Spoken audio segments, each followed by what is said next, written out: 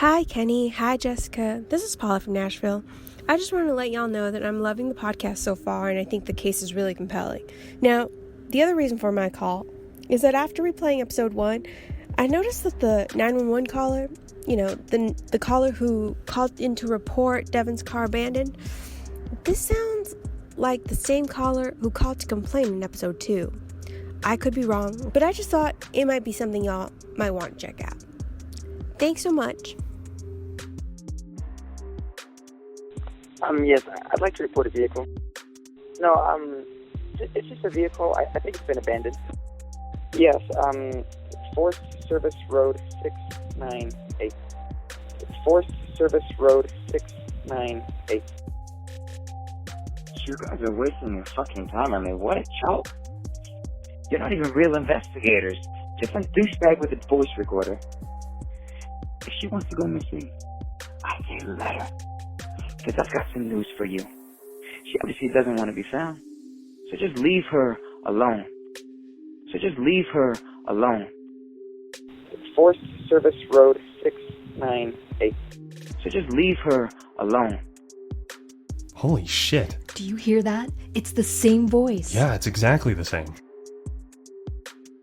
There's no way that this is a coincidence. He had to have known it was Devon's car. Do you think this guy is Devon's stalker? I don't know. Should we call him? Yeah, I mean, we can try.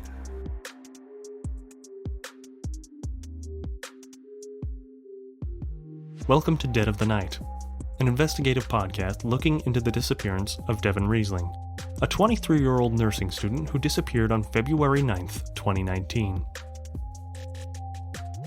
On our last episode, we spoke to Isaac Miller, who provided a solid alibi for his whereabouts on the night Devon disappeared, and also confirmed that Devon did have a stalker who followed her around in a white van.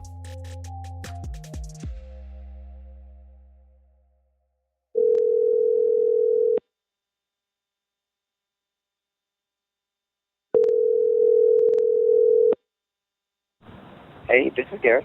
Hi, this is Kenneth Bailey. I'm the host of the Dead of the Night podcast. Oh, yeah. No, I was wondering when you guys would find me. Wait, is your name Garrett Lee Haynes? Who wants to know? Well, I think we went to elementary school together. Yeah. No, I know who you are. Okay. Would you be willing to meet with us for an interview? How much are you paying? Oh, it's not for money. It's, we're just trying to find... Yeah, I don't think so. Okay. It just seems like you have some information about the disappearance of Devon. Hold up. You know that guy? Yeah, we actually used to be good friends in elementary school. But in 5th grade, his parents died in a car accident. And he kind of just dove off the deep end. He wouldn't talk with people, not even me. He'd have these fits of rage, he just completely changed. And then his grandma took him out of school, started homeschooling him after that. I haven't seen him since.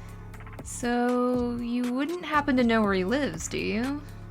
Well, if he still lives with his grandma, then yeah.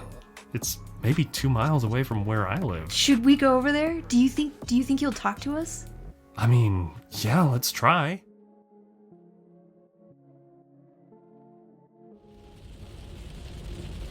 I'm pretty sure it's this one on the corner. Are you positive? No, but I remember that flagpole. His grandma always had a huge American flag out front, and I remember the front door. You mean that house at the end? Yeah.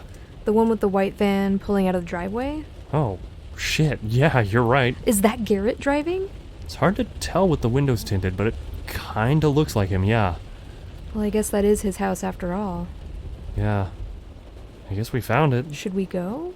Right now? I mean, he's obviously not home. Maybe his grandma is. Why do you always make me do the most uncomfortable things? It's my job. Alright, let's try. We approach the small brick house. A single story with a basement and a small pasture out back with a single horse and a run-down horse trailer resting in the driveway. The house looks exactly like I remembered it from elementary school. I remember playing in the sprinklers in the front lawn, shooting down a wind chime on the front porch with a Nerf gun. I lost track of Garrett after his grandma started homeschooling him, but I had heard a few rumors about him over the years, rumors that he had become withdrawn, that he got really into World of Warcraft, and one rumor about him being involuntarily committed at Intermountain Hospital, a psychiatric facility in Boise. I wasn't sure if there was any truth in any of these rumors, but what I did suspect was that his grandmother was the same warm, loving figure that I remember her being from my childhood.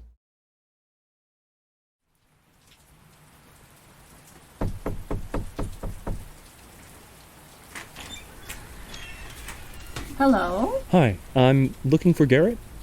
Well, you just missed him. He just ran out to run an errand. Do I know you? Actually, you might remember me. My name is Kenneth Bailey. Kenneth! Oh, come here, you. I haven't seen you since you were, what, 10 years old? Yeah, I got old. Well, not as old as me. Come in, come in. Oh, are you certain? Of course. Garrett just slipped out to run an errand, but he'll be home soon. You can wait for him inside. It's too cold out. And who are you? Oh, hello. I'm Jessica. She's my friend. Well, can I get you something to drink? Some coffee, lemonade? Oh, no, that's okay. Thank you, though. Yeah, I'm all right, thank you. All right. Well, you just go ahead and wait for Garrett in his room. It's just down the stairs there. Just holler at me if you need anything. Okay, absolutely. I have to say, it's so nice that you came by. Garrett hasn't had visitors in quite a long time. We head down the basement stairs, which are covered in plush carpet straight from the 1970s, and descend into an open room that looks quite a bit different than the playroom I remember. What the fuck?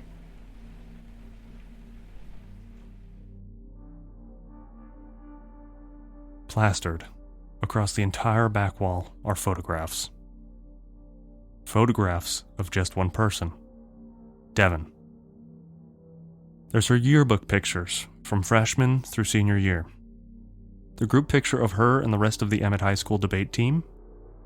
Candid shots of her with Isaac and Maxine. There's pictures that I recognize from Devon's Instagram. Pictures of Devon on the campus at the University of Michigan, dancing at the Tree Fort Music Fest in Boise, holding an ice cream cone, and grinning. Worse than the pictures I recognize from social media or yearbooks are the pictures that I've never seen. Pictures that look like they've been taken with a telephoto lens from a distance. Pictures of Devon through windows and across parking lots. And right in the middle is the picture I've become all too familiar with. The one used on Devon's missing poster, taken on Christmas, in her bright red Christmas dress. The whole scene looks like a still from a horror movie. This is fucking creepy. And is that a model of Devon's fucking bedroom? I think it is. This is like some Pretty Little Liars shit.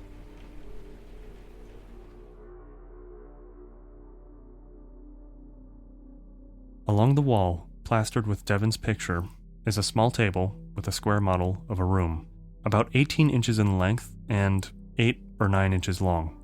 I've only seen Devon's room in photographs, but from what I can tell, it's an exact replica of her bedroom, complete with her bedspread with its tiny yellow daisies, and a little wooden desk with makeup, a mirror, and a miniature copy of an open book.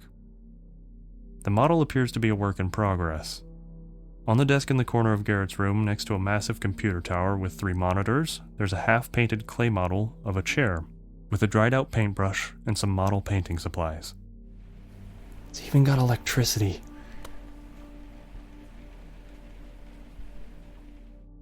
I flick a tiny light switch on the wall of the model room, and a lamp really turns on. It would be impressive if it wasn't so deeply disturbing. Maybe we should get out of here. Yeah. Let's get out of here. Before Garrett gets home. Jessica is pointing to the wall opposite the shrine, where several hunting rifles are mounted proudly to the wall. I suddenly worry about how things could go wrong if Garrett were to come home and see us in his room.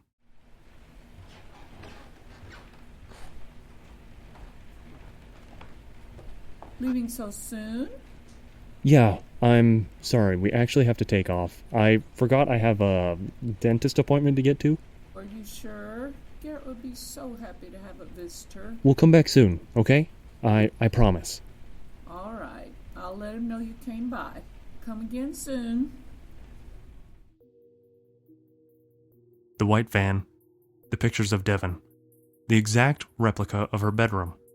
It was becoming clearer and clearer that we found Devon's stalker. Could he have been responsible for Devon's disappearance? I started thinking about the 911 call. How did Garrett know where Devon's car could be found? Was it because he planted it there?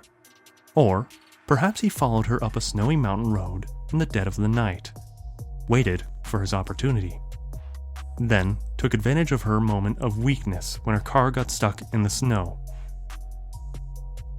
I had so many questions. I have a theory. Okay, shoot. So, you know how Isaac said that Devon broke her phone, and the very next day, her stalker dropped off a brand new phone on her front porch?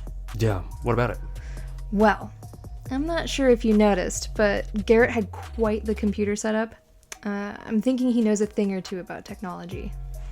Yeah, I mean, it's pretty decent evidence for that. What if he put some kind of tracking software on Devon's phone before he gave it to her? That's an interesting take. You might be right about that. While I waited to hear back from Brett about the possibility of spyware on Devon's phone, Jessica and I did a deep dive into Garrett's background. Garrett Lee Haynes was born in April of 1998 to parents Annie and Caleb. Caleb was a locksmith with a small mobile locksmith business, and Annie did the bookkeeping, appointment setting, and other office tasks. In September of 2008, Garrett and his parents were involved in an accident while they were driving home from a camping trip. They collided with a deer, went off an embankment, and rolled the vehicle 3 times. Both of his parents died on impact, but Garrett survived with only minor injuries. His grandparents took legal custody of him, and that's when his behavioral problems began. In November of that year, Garrett's grandmother requested an IEP, or an individual education plan, under the basis that Garrett had a, quote, emotional disturbance, which is one of 13 qualifying categories under Individuals with Disabilities Education Act. But whatever help he was granted wasn't enough, and his grandmother withdrew him from public school and began homeschooling him from the end of 5th through 12th grade. Most of what I found out about Garrett I learned through his Facebook and his posts on his Reddit account. As a frequent contributor to the subreddit r/atheism, Garrett shares a lot of details about his life, including his experience of losing his parents at a young age, being raised by his grandmother, and turning his back on religion, as well as his hobbies, which include video games and coding. While looking into his background, we didn't find any arrests or criminal charges besides a few traffic tickets, and he doesn't appear to own any property. But he is registered as the sole owner of a business called Mobile Upgrade Idaho, LLC. Some digging showed a handful of eBay listings with refurbished phones and laptops, and I'm assuming that's how Garrett makes a living because I found no evidence of him being employed anywhere else or going to college. What struck me the most about Garrett is, outside of the fact that he was living in his grandparents' basement at 22, which really wasn't all that uncommon, especially in an economically depressed place like Emmett, is how normal he seemed. Yeah, maybe a little nerdy with his interest in playing World of Warcraft, but otherwise his online presence and background search made him look like a fairly normal person. It led me to ask this question.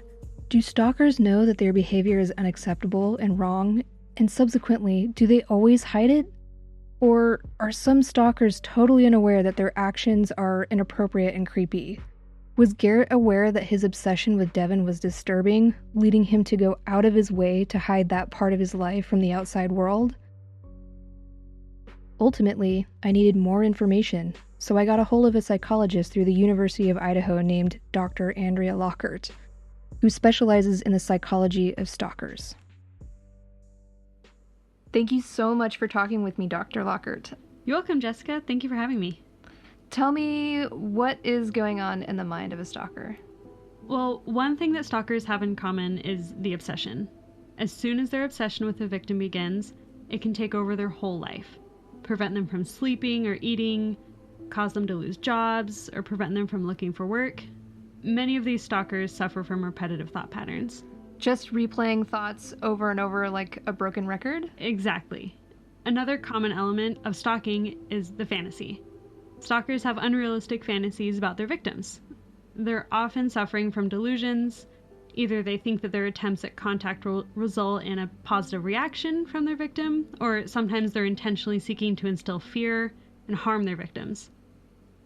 The research is still being done, but we know that there are at least 7 subtypes of stalkers. What's the most common subtype?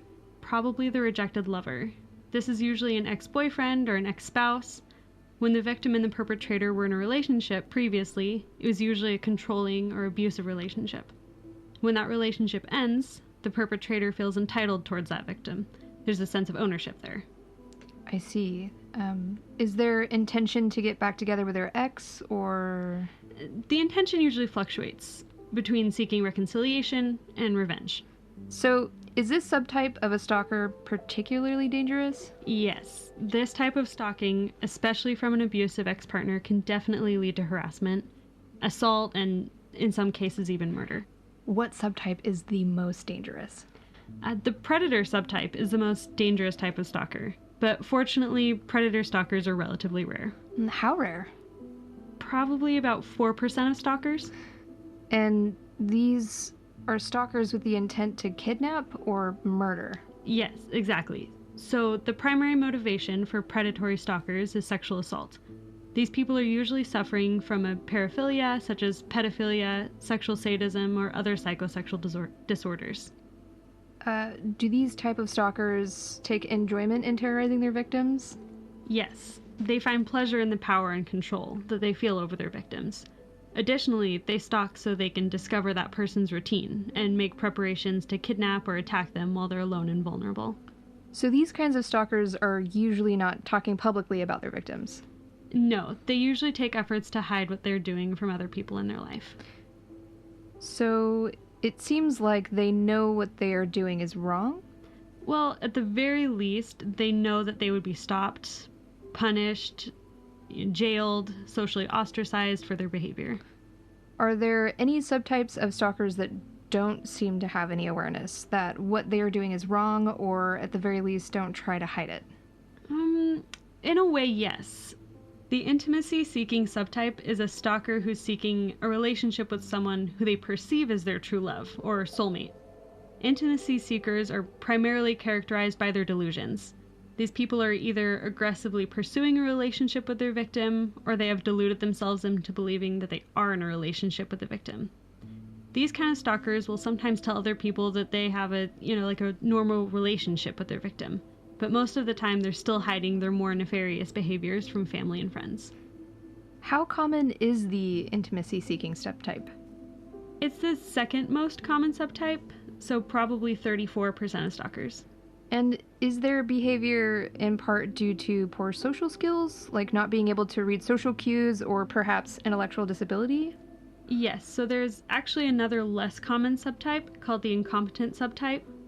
That's characterized by poor social skills, but we do see some overlap between these subtype and the intimacy seekers.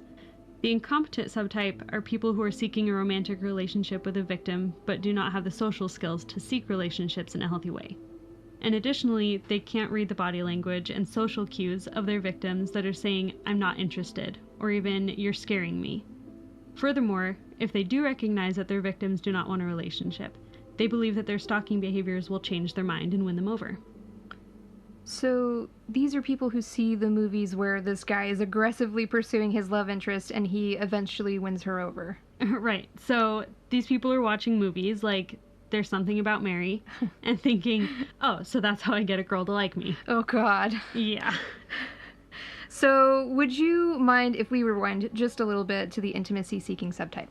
What are these stalkers like? So, intimacy seekers are usually quite isolated. They often live alone, they don't have a lot of friends, they, are lacking in close, intimate relationships. Which is probably why they're so desperate for it. Yes, exactly. This kind of stalker is desperate for a relationship with the victim. and they interpret any kind of response from the victim, even a negative response, as encouragement. So they thrive on getting that attention. Yes. Even if it's negative, it really encourages them to keep trying to make contact and keep up the stalking behaviors. Most celebrity stalkers actually fall into this category. And these people believe that their feelings are reciprocated by the victim? Yes. They can suffer from the delusion that their victims are in love with them too. And they have some kind of special connection. They idealize their victims as their perfect partner, really put them on a pedestal and romanticize them. This type of stalking behavior usually starts small and escalates over time. So at first it's repeated phone calls, gifts, letters, lots of unwanted contact, and then it ramps up to following them around, spying on them, approaching them in public or private, breaking into their house, and then it's really rare but possible that it escalates further into violence, kidnapping, or even homicide. Do these kind of stalkers recognize that their victims do not maybe want a relationship with them? Many of them do not. However, if they are able to identify that they've been rejected, they commonly become threatening or violent. That can often escalate the behaviors. How does it end? How long do they keep it up? Do they not stop until they're caught, or...? The intimacy seeker is by far the most persistent type of stalker. In the absence of legal consequences or mental health treatment, these kinds of stalkers can fixate on one victim for years. What about, say, like 8 to 10 years? Oh, sure. I studied one case where this patient had been stalking his high school math tutor for 15 years. Holy shit! Yeah. It's difficult, too, because these kinds of persistent stalkers are usually not dissuaded by legal consequences. Do they just not think about the outcome, or...? They usually see it as just another challenge for them to sort of prove their love, prove that they're devoted. So they think their victims will be flattered that they won't let the police or law stop them? Yes, exactly. So you can see why these kinds of stalkers are quite harmful, even though they may be less violent than the predator subtypes, just due to the sheer relentlessness. We also know that the longer the stalking behavior continues, the more likely that the stalker is suffering from some form of mental health issue or personality disorder. What kind of mental health issues are associated with stalking? The research about the psychology of stalking is ongoing, but what we do know is that about half of all stalkers suffer from mental health issues or personality disorders. These can include depression and anxiety, antisocial and borderline personality disorder, and of course, paranoid and delusional disorders, such as erotomania. Which is? Erotomania is a relatively uncommon delusional disorder that's primarily characterized by delusions of reference. They interpret imaginary or innocuous events such as messages or signs that their admirer does in fact love them, or is even trying to communicate with them. Can you give us an example? Sure. One of the longest case studies we have was a patient who believed that her classmate was in love with her, and that various enemies, including their families and teachers, were plotting to keep them apart. She had many delusions of reference. She thought that any time she saw the color purple, that it proved he loved her. She also would interpret the numbers and letters of license plates as messages that he was sending to her. Her condition persisted for over probably 30 years, and over time her delusions grew to believing that he would come visit her in secret at night, that they had many children together who'd been kidnapped and taken from her by various people. All this despite the fact that he had multiple restraining orders against her, had moved and changed his name to get away from her. At one point, she planned an entire wedding, paid for a venue, bought a dress, and sent out wedding invitations to his friends and family. She planned an entire wedding for him? Yep. Wow, that's... Okay, wow. So was clearly not aware that her behavior was unacceptable. No, she was fully confident in her delusion that her victim was in love with her. In fact, she would often state that the reason she even liked him in the first place was because of just how much he adored her. That's a bit terrifying, isn't it? It certainly terrified her victim, yes. So, generally speaking, what percentage of stalkers are violent? Well, we know that only about 2% of stalkers commit homicide, but somewhere around half of stalkers torment their victims with physical harm or threats. And what about the psychological harm of being stalked? Yeah, I'm glad you asked that question, because the research shows that over 70% of victims of stalking suffer from some form of post-traumatic stress disorder brought on by the harassment they've seen. So yes, there's quite a bit of emotional harm that these victims are undergoing. Are these victims reporting their experiences, or is it similar to sexual assault in that many victims are either internally or externally discouraged from reporting? Research tells us that the average number of incidents of stalking incidents that victims endure before they contact police is about 100. 100 incidences before they even report it? Wow, okay. So you can imagine that many cases are likely never reported at all. Most are never investigated, and sadly, many victims are discouraged to come forward when they suspect that no action will likely be taken to protect them. So what steps should a victim take if they feel they are being stalked or harassed? Well, the most important thing a victim can do is to take basic safety precautions. You know, locking the doors and windows, being aware of your surroundings, checking the back seat of the car, things like that. Second, it's important to document. Document. Every time there is contact or harassment by the stalker, it's important to preserve it. So screenshot it, save those emails or messages, keep those text messages, and keep written log of any times you notice them following you in public, or any contact that you receive at all. This is going to help establish a pattern to help prove that yes, you've asked this person to leave you alone and they're still harassing you. Then you should take all that evidence, go to the police. Do you think that a restraining order is enough to keep a stalker at bay? It may not always be enough, but it's certainly the first step. Well, Dr. Lockert, I just want to say thank you for your time. All of this has been very educational and very helpful. Of course. I'm so happy to help spread awareness about this problem. I encourage anyone listening to please reach out for help if you're being stalked.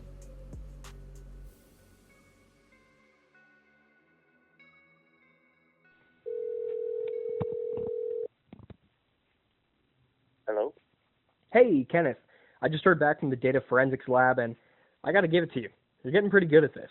Whoever gave Devon that phone loaded it full of spyware that would let someone read her text messages, see her GPS location, and even look into her social media accounts. Here's what we know. Garrett Lee Haynes had been stalking Devon for years. He had installed spyware on her phone, could read her text messages, see her pictures, track her location. He followed her around in a white van. He knew what the inside of her bedroom looked like. What we don't know is how Garrett knew where Devon's car was abandoned. Since she had left her phone at home the night she went missing, Garrett couldn't have been tracking her location. So how did he know where her car would be found when he called its location into 911 2 weeks later?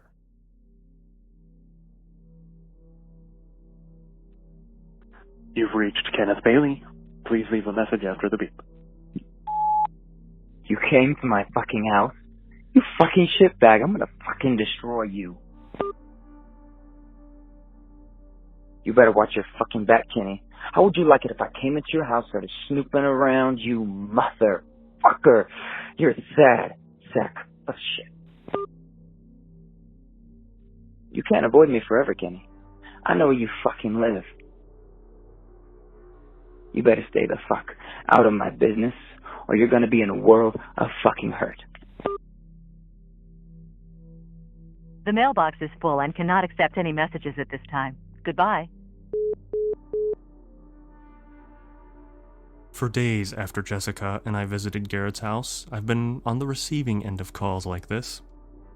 I didn't answer. Partly because I was waiting to hear back from Brett about the spyware, but partly because I was, well, a little afraid. But if I was going to learn anything about Garrett's involvement in this case, I knew I had to talk to him eventually.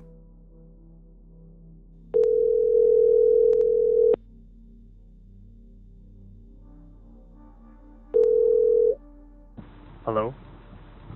You fuckhead. You absolute shitbag. You came to my house? Garrett, you can't stop me from investigating this case. I'm warning you, Kenny. I can find your deepest, darkest secrets. Don't fucking test me. You have no idea what I'm capable of. That's what I'm afraid of, Garrett.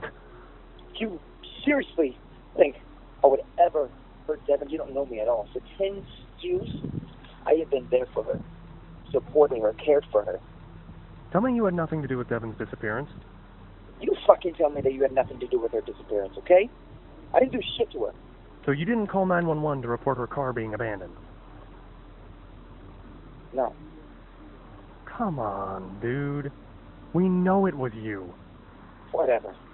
Garrett, it's your fucking voice on the 911 call. I can play it back for you. Fine. Fine? Fine, yeah. It was me. I called in her car, okay? So did you follow her out there? Or maybe were you hiding in the back of her car? Or maybe you blackmailed her into meeting you. You're so fucking mad, dude. I didn't do shit to Devin, okay? Then how did you know where her car was? Because I have a GPS tracker on her car, okay? You can go look for yourself. Where? Under the car. On the right side, behind the back tire. The passenger side? Yeah. So you're saying that the only reason you knew where Devon's car had been was because you saw it on your GPS tracker? Yeah. Yeah, how many times do you want me to say it? Dude, I'm just trying to understand this. So if you knew her car was there, why did you wait 20 days to report it? Look, I didn't know what was going on, okay? All I know is that one day, Devin was here, and the next day, nothing. She was gone. I could see that she went up to the hot springs that night. I thought she just went up to the mountains to clear her head or take a dip. But then, she was still there the next day. I got worried, so I drove up there. You went out to Devon's car the day after she disappeared? Yeah, and she was gone. Poof. Why did you wait almost 3 weeks to report her car if you had found it the next day? Because I didn't know what was going on. Devin was a mysterious girl, okay? She did things that were hard to understand sometimes. I didn't want to stop all over her autonomy. Her autonomy? You really care about her autonomy? You put fucking spyware on her phone. You tracked her car with a fucking GPS. You don't fucking get it. We have a connection. What?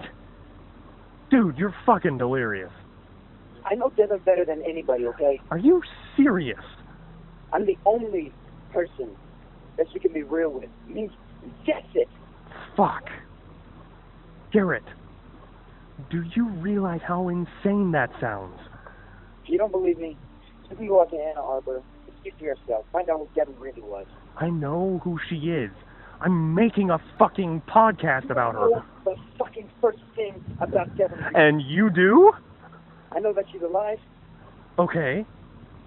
Now you're just fucking with me. That's why I waited so damn long to report her car. I was waiting for her to send me a message. A message? Like a text message? No. Devin's not that stupid. It's a code. Just check your phone. Okay. Okay. You sent me a screenshot of an Instagram page. Looks like a spam bot. The username is a bunch of random letters and numbers. That's how Devin communicates with me. So she's messaging you from this account? No messages, God. No. She just friend requests me. So you're saying you know Devin is alive because this account with the username FJ6ZSZH8675309 requested to follow you. That's what I'm telling you. Alright, dude. You need some fucking help. I'm serious. It's a matter of time till you figure it all out. Figure what out? That you killed Devin? God, dude, you're so fucking tense. God damn this, dude. This is like, it's like elementary school all over again. How? You fucking turning on me. I didn't turn on you. You fucking abandoned me. Dude, you went fucking crazy. My parents had just died. Okay, but... Because it was right in front of you, can you? Right in front of your fucking eyes. This is why you'll never find Devin.